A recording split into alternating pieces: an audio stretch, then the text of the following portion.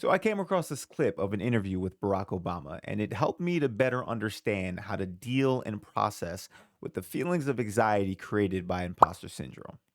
For those of you who aren't aware of the term, I am certain you are aware of the feeling. Imposter syndrome is the persistent inability that one's success is deserved or has been legitimately achieved as a result of one's own efforts or skills. Basically, you perceive yourself as not being up to par, especially when you compare yourself to other people in a similar position to your own.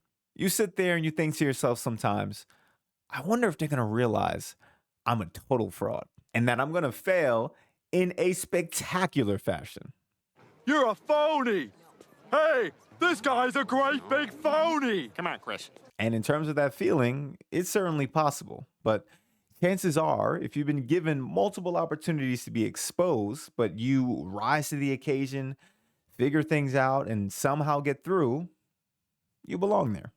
And this feeling that you're internalizing that everyone around you is much, much better than you and deserves to be there while you don't may just be a figment of your imagination. And I think it's important to keep in mind that aside from a few select people, most people around you in these positions are not gifted and they are not special. They have to grind, struggle, and will themselves to get into the positions that they got into, just like you. And sometimes they got there by straight up luck.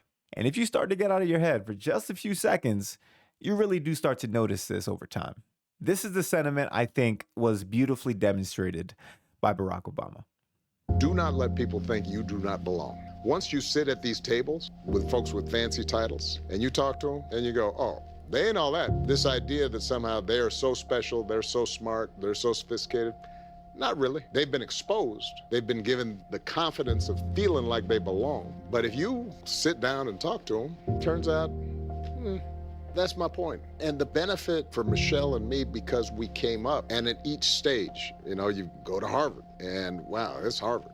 And then you find out, oh, Harvard's full of some fools and people that you would not put in charge of anything, but they're there. And there's some really amazing, brilliant people too. And then you go to the US Senate. Everybody's represented, smart people and dumb people, good people and bad people. Now suddenly you're meeting at the group of, 7 world leaders are all in a room, or the United Nations. Oh, same thing. Turns out that there's some really smart, amazing world leaders, and there's some fools running countries.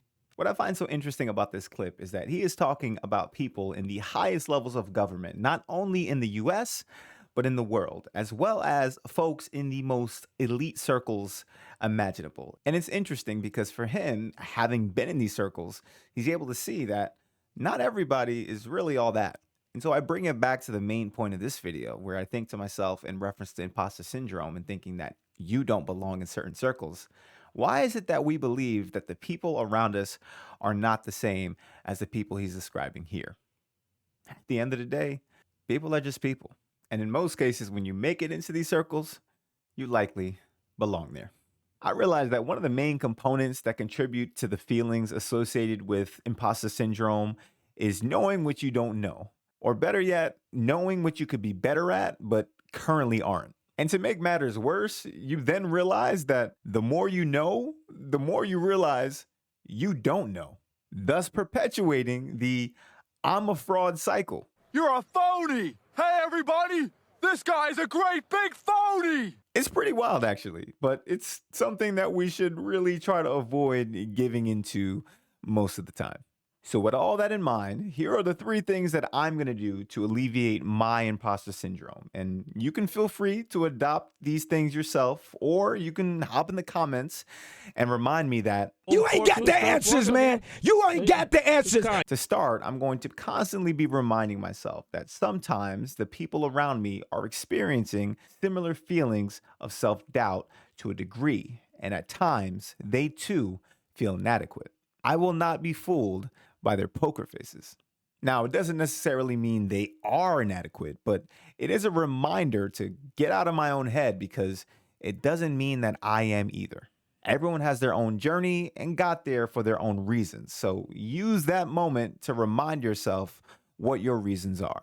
Secondly, I'm going to create systems to hold myself accountable and close the knowledge gaps that are the sources of my anxiety. knowing that new knowledge gaps will be created as a result, but accepting that that's okay.